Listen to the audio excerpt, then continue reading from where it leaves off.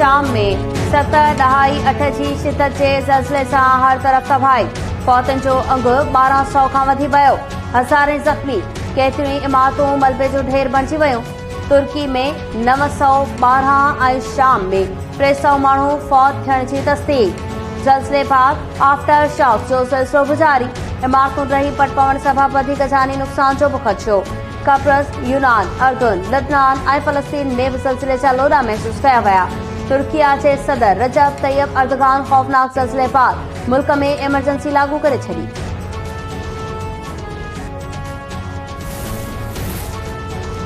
सदर आरिफ अलवी, वज़ीर आज़म शहबाज शरीफ, अॻूणे सदर आसिफ अली ज़रदारी ऐं परॾेही वज़ीर बिलावल भुट्टो ज़रदारीअ तरफ़ां तुर्किया ऐं शाम में ज़लज़ले सबबि थियल जानी ऐं माली नुक़सान ते अफ़सोस जो इज़हार।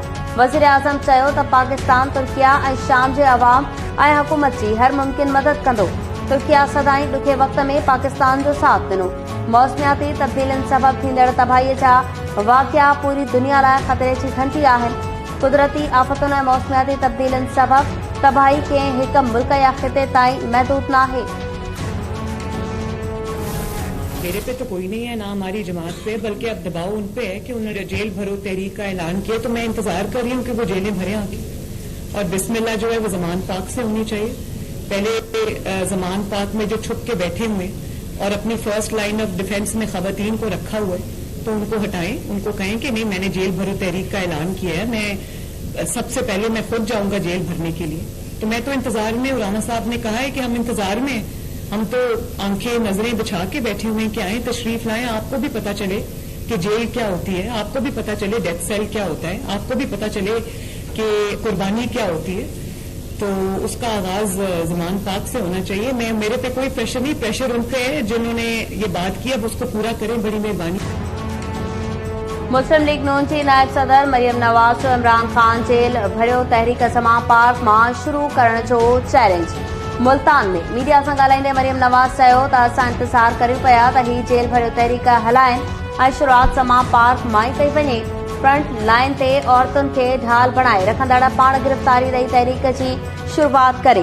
राणा सनाउल्लाह संदसि इंतज़ार में आहे। मरियम नवाज़ वधीक चयो त कानून पंहिंजो रस्तो इख़्तियार कंदो, जंहिं बि गुनाह कयो उनखे सज़ा मिलंदी। नून लीग अॻवाननि केतिराई महीना जेल काटी पर उफ़ न कयो। ही 2 ॾींहं जेल में रही ॻोढ़ा ॻाड़े रहिया आहिनि। IMF प्रोग्राम ते अमल करण मजबूरी आहे। का बि हुकूमत ख़ुशीअ विचां अवाम ते बार नाहे विझंदी।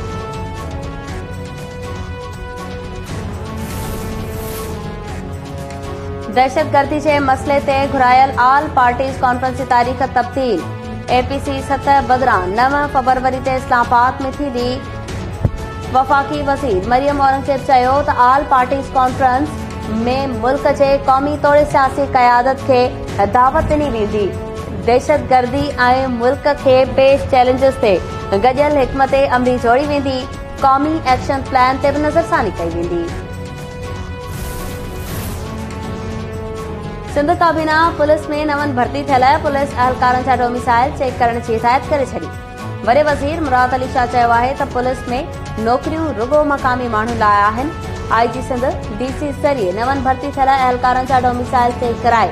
काबीना पारां बोर्ड सबबि बंदि पयल 243 स्कीम्स ते ॿीहर कमु शुरू करण ऐं उन्हनि स्कीम्स लाइ 22 अरब खां वधीक रक़म जारी करण जी मंज़ूरी। वॾे वज़ीर मुराद अली शाह जी सदारत हेठि इजलास में तुर्किया ऐं शाम में ज़लज़ले सबबि जानी ऐं माली नुक़सान ते अफ़सोस जो इज़हार।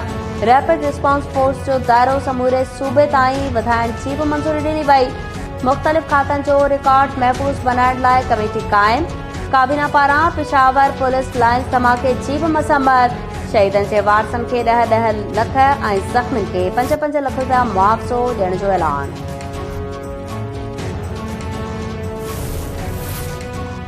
इस्लामाबाद हाई कोर्ट शेख रशीद ख़िलाफ़ कराची ऐं बलूचिस्तान में दाख़िल केसिस ते वधीक कार्रवाईअ खां रोके छॾियो। बार काउंसलर्स, अटॉर्नी जनरल ऐं एडवोकेट जनरल खे बि नोटिस जारी। अदालत रिमार्क सुना त जॾहिं हिकु केस में गिरफ़्तारी थी वञे त ॿियनि केसिस में बि थी वेंदी आहे। सम्झ में नथो अचे त इहो सिलसिलो किथे रुकजंदो। शेख रशीद जी ज़मानत वारी दरख़्वास्त ते ॿुधणी सुभाणे ताईं मुलतवी। अदालत कराची पुलिस खे शेख रशीद खे जेल में जांच जी इजाज़त ॾेई छॾी। राहदारी रिमांड जी इस्तदा ॿियों भेरो रद्द। कराची पुलिस अडियाला जेल में शेख रशीद खां पुछा ॻाछा कई।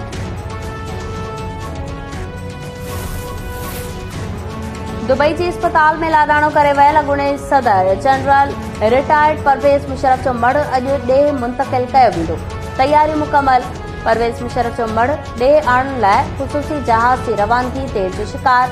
परवेज़ मुशर्रफ गुज़िरियल ॾींहुं 79 वरियनि जी ॼमार में दुबई जी निजी अस्पताल में इलाज दौरान लाॾाणो करे वियो हो। इस्लामाबाद की अदालत शागिर्द उसामा सती कतल केस में 2 पुलिस एहलकार जवाबदारनि खे मौत ऐं 3 खे उमिरि कैद जी सज़ा ॿुधाए छॾी। डिस्ट्रिक्ट एंड सेशन अदालत उसामा सती कतल केस जो महफ़ूज़ कयल फ़ैसिलो ॿुधायो। अदालत जवाबदारनि इफ्तिखार अहमद ऐं मोहम्मद मुस्तफ़ा खे मौत जी सज़ा ॿुधाई। जवाबदार सईद अहमद, शकील ऐं मुदस्सिर मुख़्तार खे उमिरि कैद जी सज़ा ॿुधाई वई।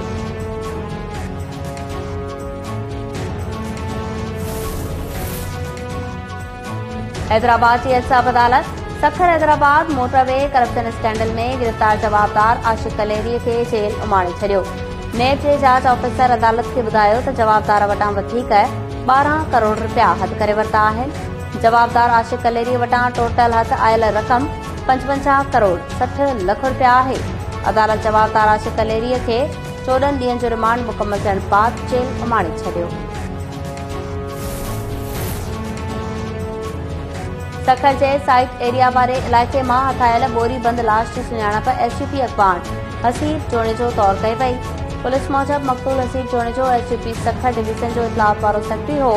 खेसि तेज़धार औज़ार सां क़तल करण बाद लाश बोरी में बंद करे फिटो कयो वियो आहे।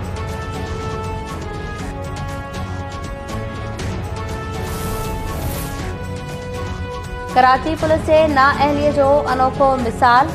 2 सालनि जे मासूम ॿार खे जाली फिंगरप्रिंट ज़रिए बेनज़ीर इनकम सपोर्ट प्रोग्राम जी रक़म कढाइण जे इल्ज़ाम हेठि रूपोश करार ॾेई छॾियो।